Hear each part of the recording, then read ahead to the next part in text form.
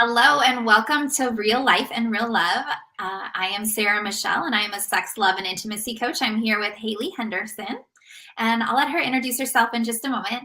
Today we're going to be talking about how to feel empowered in your feminine energy. A lot of times when we hear conversations around polarity for romantic relationships, we hear a lot about how the masculine leads and the feminine receives.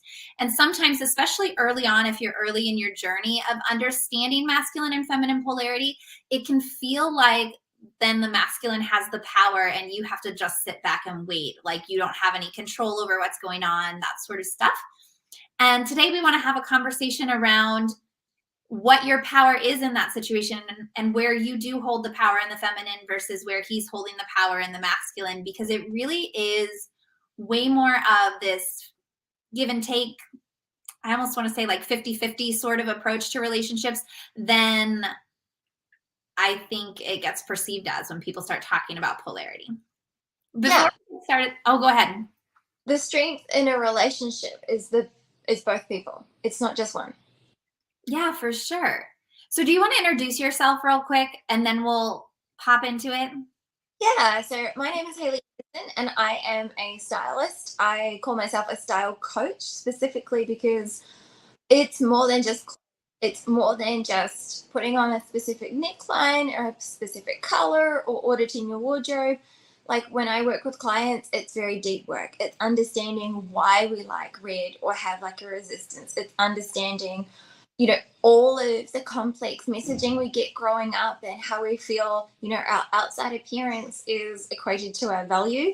Even though I physically teach you about your outside exterior, being stylish is just a skill. Being confident is just a skill. It's actually an energetic property that you bring to the game. So that's why brand labels and price points don't apply. When you are confident, you can wear anything you want and pull it off. Like, you've heard of the term that you could wear a paper bag.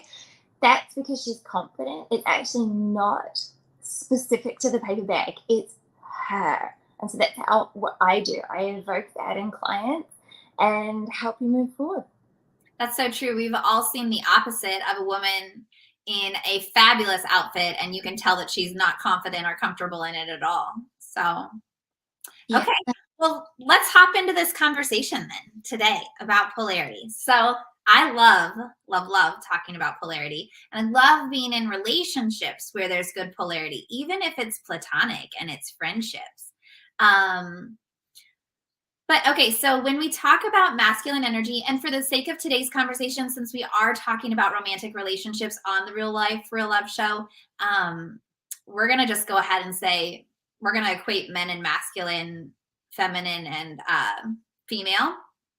Of course, it doesn't have to be that way. So we'll just put that caveat right there. It is an energy that's present in everyone, whether you're male or female. But so a lot of times when we talk about masculine energy, we talk about it leading, we talk about it creating the container and holding the space, creating safety, creating financial security, these sort of things. The way that's easiest for me to remember it and understand it is actually taking it to a spiritual space and saying, so the masculine is in the 3D. So anytime we're thinking about our physical structure, so we're thinking about our physical safety, our financial safety, because that's required to live on earth, and those sort of things. That's where I'm starting to think about the masculine, and that's where I'm seeing the masculine lead in the relationship. That's where he's naturally going to be gifted and driven to take care of those types of things. The feminine I see as more 5D because she's connected to the divine directly. It's through her that the masculine connects to the divine.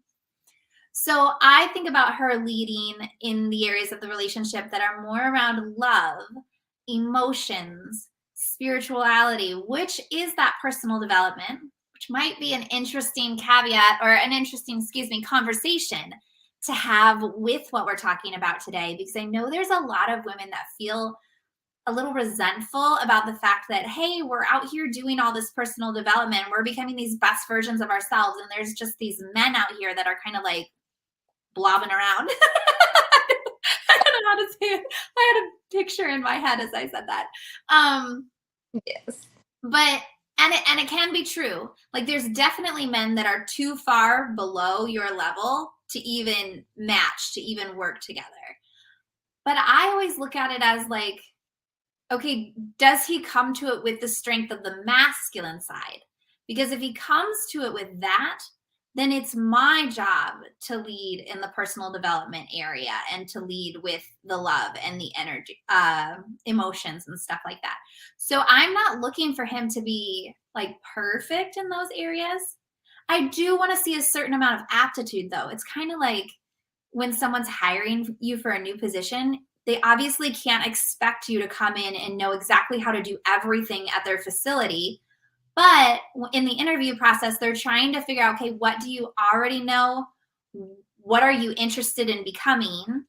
And are you likely to be able to step up and figure out things as I'm teaching them to you? You know, like, are you teachable and those sort of things?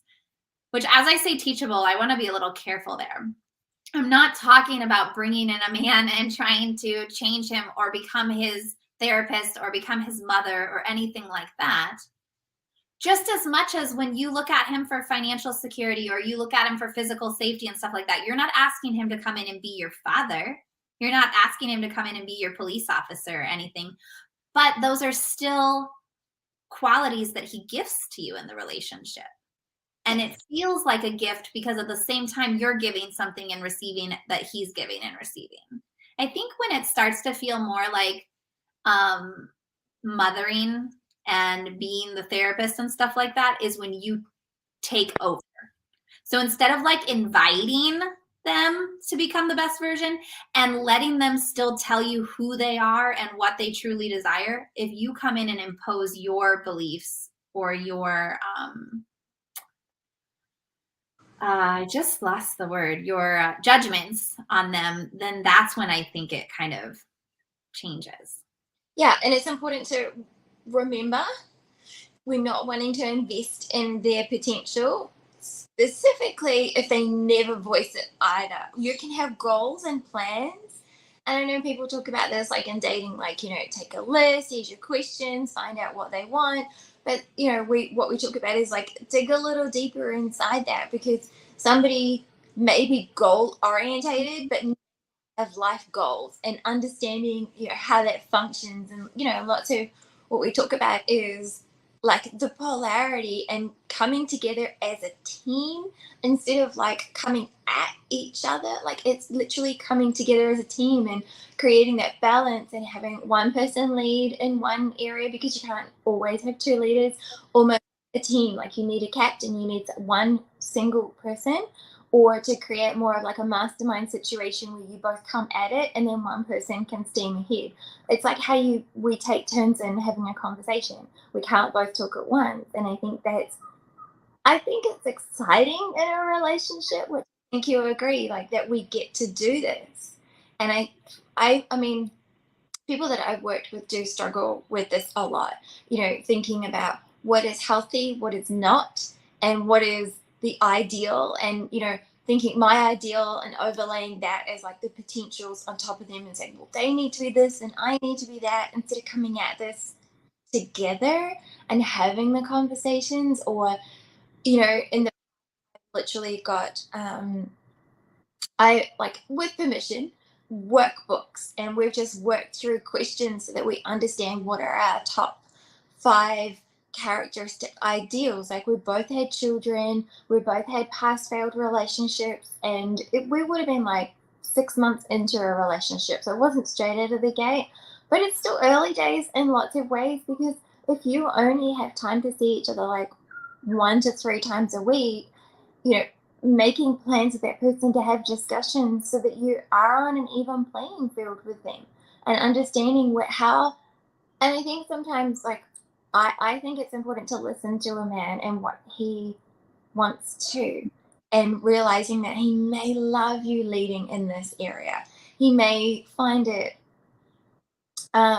degrading if you just make assumptions, and you can create this space between you in such beautiful ways, and have conversations and ask questions and sit like, we met this particular circumstance I was thinking of. We met at a park, and like took a notebook each and a pen, and we just sat and we like sat apart and then sat back together, and then we sat apart and sat back together, and then afterwards like shared a drink, like just like a juice, and just laughed and had a good time, and we talked about our perspectives and came out like we did it in a neutral place. It was beautiful. I remember the day. I remember how fresh the grass was and how exciting it was to have this conversation and to agree that we may walk away not satisfied, and what that we each bring to the table, and understanding our polarity, understanding we don't want to invest in something that doesn't exist. We only want to invest in creating this together, which is, why this information is important, to have these conversations and to have different perspectives and to do your research, which sounds so crazy. But like you say, why am I out here doing this and he's not? He brings other things literally to the table. He brings different things, and you can have that conversation. Yeah. And honestly, if you're someone who loves to deep dive into personal development and healing, it might be really nice to have a masculine who's more grounded and maybe not moving as rapidly as you, just because it gives you that safe place and that grounding so that you can, I almost want to say, like, create all this chaos in your life and figure it out as you're going through it, because you have like this good, solid, safe foundation with him. I wanted to speak to, you said that you were about 6 months into this relationship. I think that's something we should mention here, is this isn't necessarily a first date topic by any means. This would be more like further into the relationship, hopefully before you're so invested that you feel trapped if he doesn't feel the same way as you. But I think on more like, not necessarily first dates, but let's say the first couple of months you're together, that's where you're going to want to be having the conversations. And you can find this stuff out without it feeling like an interview process, of just finding out more about his life until he's met you. So like, how long has he been in the position he's in for his job or his business or whatever? Because someone who, I mean, all of this is going to be dependent on other things around it. So this, like, whatever I'm about to share is not like black and white, right or wrong sort of thing. But like, start looking at things like, is he jumping from place to place? Has he been sitting in the same position for the last decade? Has he moved from like being the worker implementer to being the supervisor? Like, start just kind of looking at, like, is there a growth trajectory here? Is it something that he's choosing, or is it something that he keeps falling into? Those sort of things. So you could ask about his career. You could ask about his family, because as he starts to talk, you're going to be able to find out, like, does he tend to be the leader in his family, like with his siblings? Is he the caretaker with his family and siblings? Is he the black sheep? And again, none of these are like right or wrong. You have to match them with your desires and all the other information you're getting from this person. But when you start to have these sort of conversations, you can pay attention for those patterns in those type of conversations without having to literally sit him down and say, okay, do you read personal development books? Do you care about being the best version of yourself? Because I tell you what, if you ask a guy, do you want to be the best version of yourself? Like, that's a loaded question. He knows in that moment he has to say yes. There's not another option to that, or you're walking out the door, right? And not a lot of men are going to be strong enough to say, no, if you want to leave, you can leave. They're going to try to say what they would think they want, what they think you want to hear, so they can stay in the conversation longer and figure out what to do about this. So you can listen to that. The other thing that comes to mind is finding out, like, has he moved at all? Now, again, this isn't something that, like, if he's never moved and he grew up in this town and stayed in this town, that it's automatically a red flag or it's automatically a bad thing. But think about that, because if he's someone who has been independent enough that over the years he's moved 2-3 times or more to advance his career, or to, if he's been previously married, to help that relationship progress, things like that, well, then he's clearly willing to take action. He's clearly motivated in different ways to do something to move forward. What you're looking for is, like, are they stagnant in everything? Some big red flags that I missed on someone before was always lived in the same place, still hangs out with all of his friends from high school. And then looking at his parents are the exact same way. And they're obviously a couple decades ahead of where we are. And so it was like, ooh, okay, that should have given me a pretty big indication there that he didn't have any real aspirations of changing and moving. And we did. We spent a lot of time together and he did not shift and change. So I do look for those things now. But like you said, as you get further into the relationship and you know how to navigate those conversations with that person so that they can stay open with you and you're actually getting good quality answers that will help you connect deeper, you can definitely be more direct with it. Yeah, and I mean, I think we've discussed discussed before. You know, the relationship is the space between you, and this is what we're working on. Like we are, and this is why it is important to look up and understand what you like and what you don't like. It is important to, I think, it's important to be successful, you know, short, mid, and long term, and know what you bring to the table and who you are and who you genuinely show up as. And then also, you know, creating a space for you to evolve too. Like, you know, you in the past, your relationship didn't work out for a reason. And some of it may be because, you know, you were young, maybe some of it was because you were just really physically attracted to that person. Now you're ready for a more intellectual side or what have you, and you may want to bring this strength that we hold in being feminine and having a man create, I believe, create the container that's strong enough to hold that. Not everybody can. Like a lot of men can feel stood on, and you're and they can find it confusing, so it can be like a conscious awareness of like the strength that you bring in your feminine, and realizing you're it's different to the masculine. But a person who's closed and turned off and maybe not available or ready to, you know, develop with you on this timeline, they're gonna be like, you know, and you're gonna not understand what they're freaking out about because you're coming at this in your feminine. You're not coming at this in your masculine. And you're just gonna be like, what? I don't understand why he's not like what he's freaking out about, because you're not taking over the things that he's doing, because you're not stepping into your masculine. But it's strength.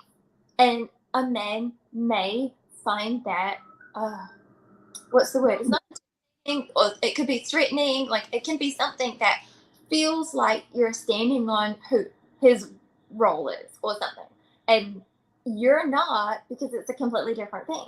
But it can feel like that. I think that's a really good point. I have friends often say to me, especially more so like after my divorce when things were new, they kept saying things like, you need to find someone who meditates. You need to find someone who loves yoga. You need to like basically be the same as me. Mm. And I didn't know at first. I was just kind of like, that doesn't feel right. And it took me a little bit of time of learning more about masculine and feminine polarity and just getting in and out of relationships, dating and stuff like that to realize like I don't want sameness because then there isn't polarity, right? And I want the polarity for the sexual attraction and for the fun and the play of it. But I also don't want, sometimes people say, okay, well, if I don't want sameness, then I must want opposites attract. I don't believe that either. I think you need to have some core similarities, maybe like the word you were using. You were saying going in the same direction. Like, I think you still have to have a very similar direction in life. And if you didn't have a similar childhood, you need to have both had like done your work to get yourself to a similar space now, right? Because if you haven't and then you've had separate like very different childhoods, that's going to come out as well and be a huge challenge. But anyway, I was saying, I lost my train of thought there. I was saying about having a similar direction. I completely lost it. I'm so sorry. I completely lost it there. Okay.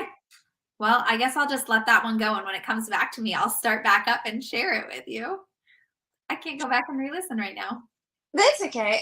I mean, I think there are assumptions, or okay. So what I believe is we also get told what is masculine, what is feminine, without exploring it. We make assumptions because we do. I mean, we have to judge to survive, and it's normal, it's not weird, and it's standard, and we need it. And realizing that, one, you can change your judgment, two, your judgment may be based on not accurate current information, etc. And I think sometimes it's important to have a sense of where you want to go and have conversations with this person. And men like love that level of respect when you have these conversations and don't make assumptions. When you don't make assumptions on what the masculine is to him. When you don't make assumptions on what the like, he may like different things about your femininity than you like. So we are told femininity is pink, girly, like putting lipstick on, that type of thing. But it may actually not be what his description or feel or emotion or drive or priorities or what towards the feminine is. And this is where you get to become aware if he is looking for a mum replacement. You get to become aware in these conversations based on his description of this. And I think it's always important to know, get to decide your participation, and you get to decide if you agree to go further with this person or not. And be okay in these important conversations to not sell yourself out, or in these awarenesses to realize that you may not be a match. And there are like billions of other people on this planet if you want to be in a relationship or not. Like, if it's not somebody complimentary to you, you I mean, people talk about coming into your, life for like a rhyme, a reason, a season and stuff. And sometimes we may have five serious relationships in our lifetime. You may not have one person, but each one of those people may, step you onto a different lily pad along the pond to get to where you're going to be happy and fulfilled and satisfied and all of those things that are just so beautiful. Like, we're told what masculine and feminine is. We're told relationships should be this and not that. I think what you're saying right now, honestly, is a very feminine description of a relationship because the feminine contemplates. And so basically, what you're saying is, I'm going to stay in this open space of this open and receptive space of I'm taking in all this information. And at any point, I can choose to stay where I'm at or I can choose to shift course. And that's okay. I don't need to know the ending. This doesn't have to be logical. This doesn't have to be linear. Like, it can just be, and honestly, that's also defined as a conscious relationship. It's like a conscious relationship to me. I know there, like, it can be very defined, but to me, simply a conscious relationship is just two people that wake up each day choosing to be the best version of themselves and choosing to be together. But at any point, they get to say, this isn't working for me anymore. And they can step out of that relationship with love. It doesn't have to be this nasty, drawn out thing. It doesn't have to be yelling at each other, blowing up, making someone right or wrong. It's just like, oh, okay, something about this isn't working anymore, and I'm going to take my space. I want to step back to, I remembered what I was saying about the masculine and feminine. So, oh, it does not want to come out of my mouth as soon as, okay, I think the important part was, you were talking about the masculine and feminine and having the conversations. Holy cow, it came back to me twice there and then left. What is this? What is this? This never, well, I shouldn't say this never happens, but usually not when I'm live. Just that the feminine is seen from a different perspective than the masculine is seen from. So when you are having these conversations, it's important to realize, like you keep saying, but I don't think you're being super direct about it. And that's why I want to make sure that people are like getting it, is that you're not always going to feel like you're vibing together, like you're finishing each other's sentences and those sort of things. Because really what you're doing in these conversations is saying, here's where I am, Show me where you are. I want to understand where you are. And it's not about making someone right or wrong, or like they should be further along than they are, anything like that. It's just about understanding from their perspective. Because the masculine is going to look at, like, so if both of you are saying, do we want to have children together in the future, right? Like, he's going to be looking at it through masculine energy in a very, very different way than you are. The women, when you hear women talk about, do I want a second or third child? The most common thing I heard amongst my friends was, I just don't know if I have enough love. I love my daughter so much. I don't know how I could love another child too and not take away from her. Like, and what do the men say?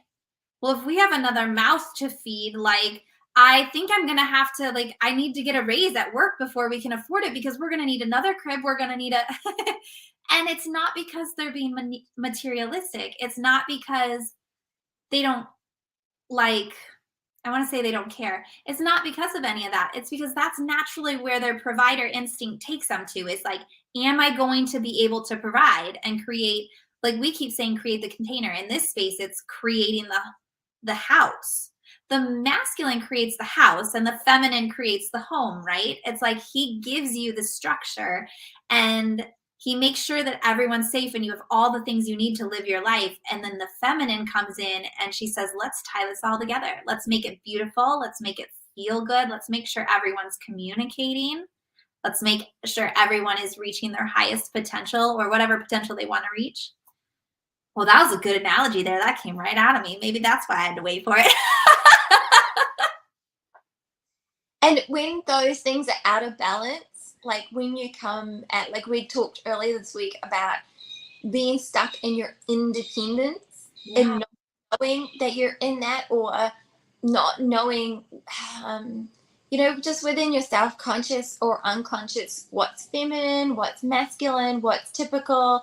And if you're not, like, if I think if you go to like first or multiple of your like initial dates with somebody, you're not aware of these inner emotional and mental and psychological goals that you may have, of what does it feel like to be feeling good in a relationship, because that's what we strive for. Like, that's one of our strengths. Like, we create this environment, and men just are like, oh my god, you just made this a house. Like, I've literally moved with when I was younger with my partner and his brother, and we moved house and it was really chaotic. And I'm used to moving. I've moved a lot, and I don't think my partner's brother had. And we moved and we did a couple of things, and by the end of the day, and he just walked around and he was like, you've like made this a home. Like, we haven't unpacked our boxes, but you put the right amount of stuff out, so this feels like a home, and we're going to wake up in a home. So he needed more mothering, that one. So it was a struggle to live with him. But like, these are the things, like, this is a strength that I know that I bring, and I'm very unapologetic about it. And people around me love this. Like, I take care of those types of things, and I will call on a man who is more in his masculine to do the things I need to do.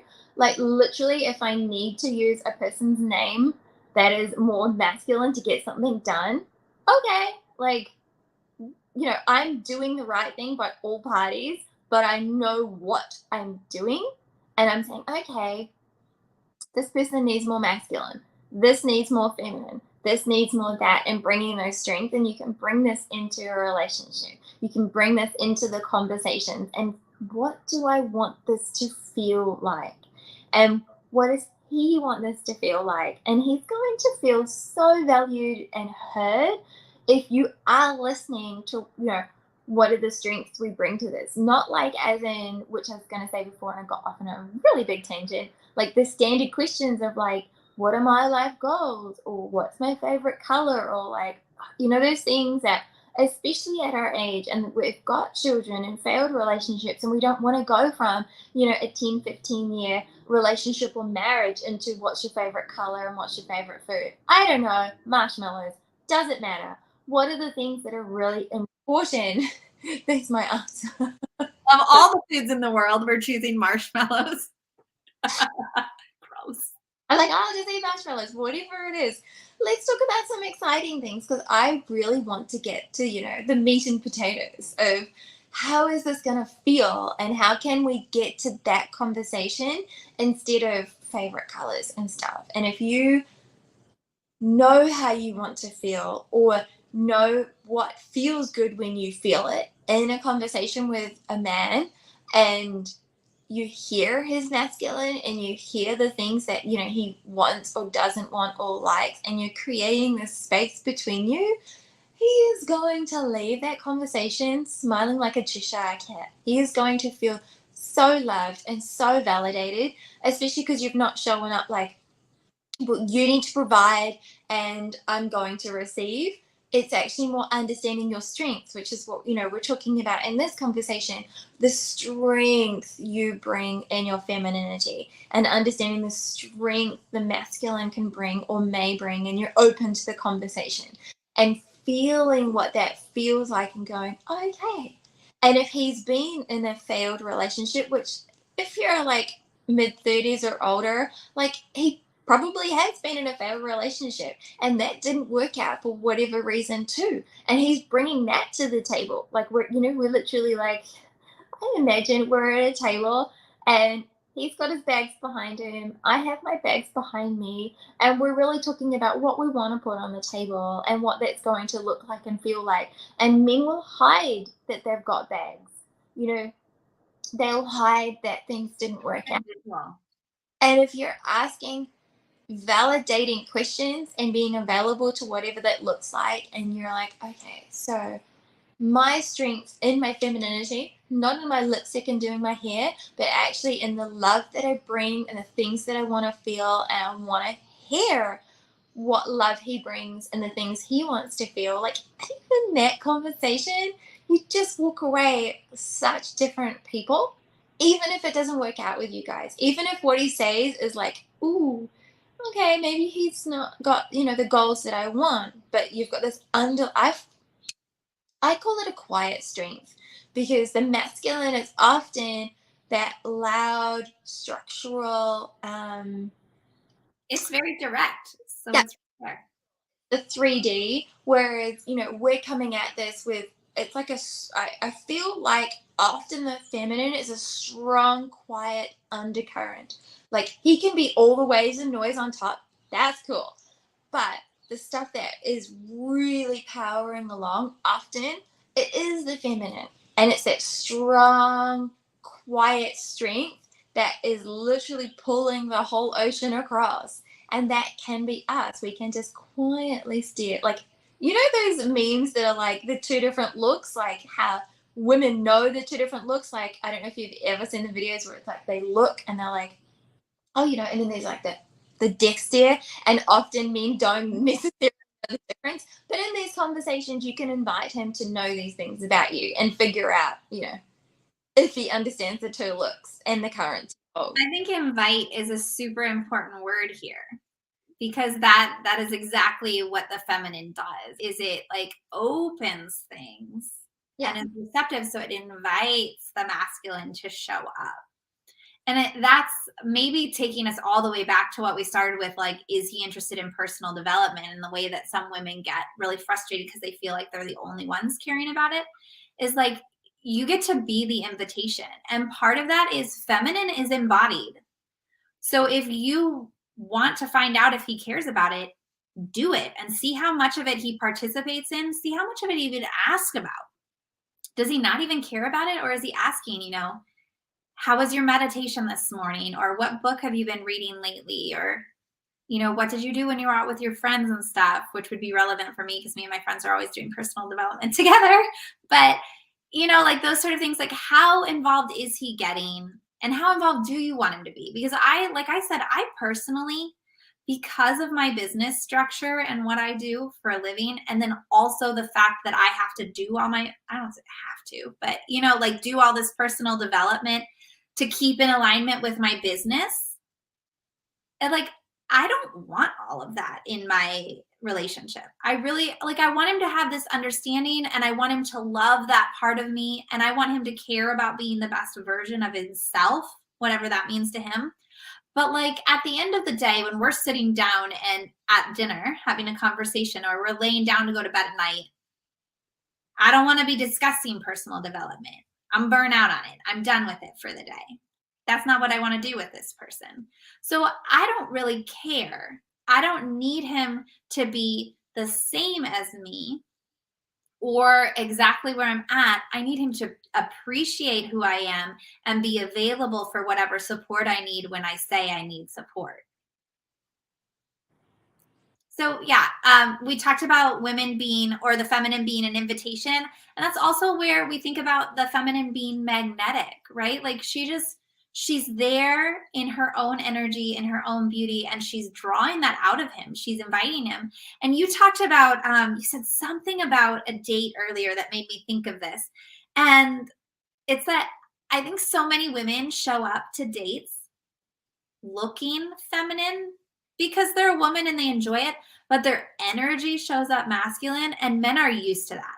Men are very used to this post-feminine feminist world where like somewhere in, and this is a big conversation, we don't have to get into it, but a lot of people somehow took feminism and the need for equality and then just meant that women needed to be more like men. So it just brought out a lot of masculinity instead of individuality. And men are so used to, and they might not even have the words or know how to, articulate what's going on. But they're so used to women showing up like that, that if you show up in your feminine, they are like mesmerized. They get so attracted to you and they can't figure out what's going on. You're like an enigma to them. And they're like, they'll literally say, I've never met a woman like you. This is the best first date I've ever had. Like they will say these things to you because they're still like in their head, just trying to process what the fuck just happened. And all it was you showed up in your feminine and you let them lead. And they've never had someone give them that space. And then when they did it, be there to like, I want to say compliment. That's not the right word, but like appreciate. Yeah. Appreciate them, respect them, those sort of things. And I think respect is a super tricky word, but hopefully within the context of this conversation, everyone listening understands what I mean by respect.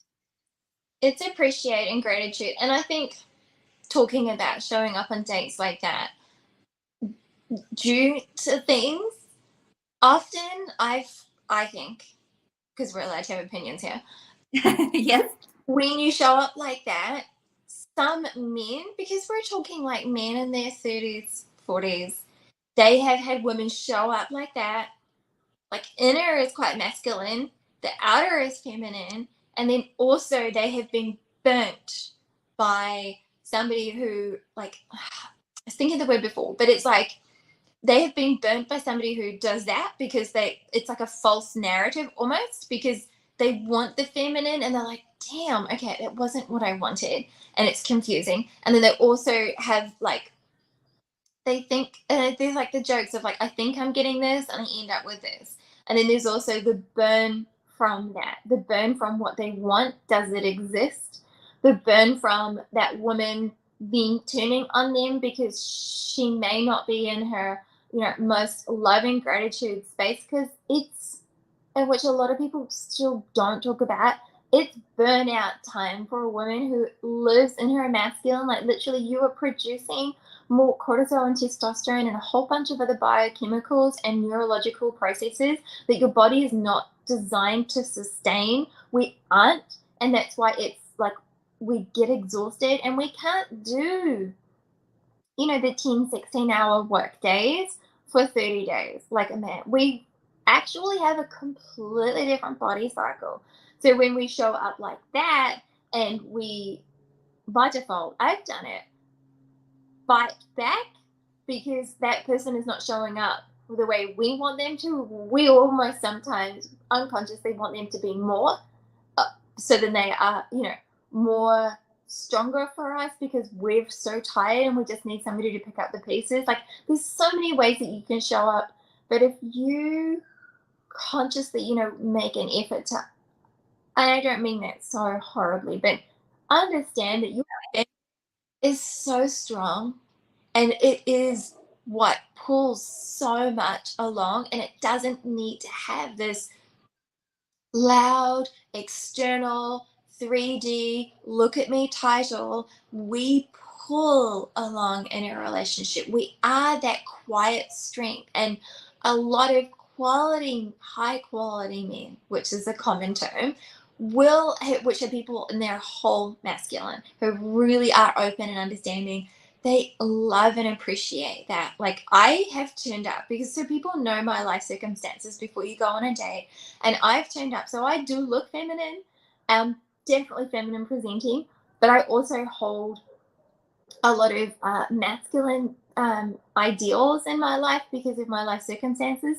But I show up completely feminine, and it confuses the heck out of people because they are expecting, yes, I'm feminine presenting, like they physically see it, but they are used to that masculine energy showing up. And because a lot of my life is so structural and physical, and I am the mom and the dad, and so many decisions I've had to make, they think I'm going to show up on the date like ready for this stuff, and I'm just not. I am there to invite, to enjoy, to figure things out, to see what they're all about and be ready to respect them if that's the thing that becomes from the conversation.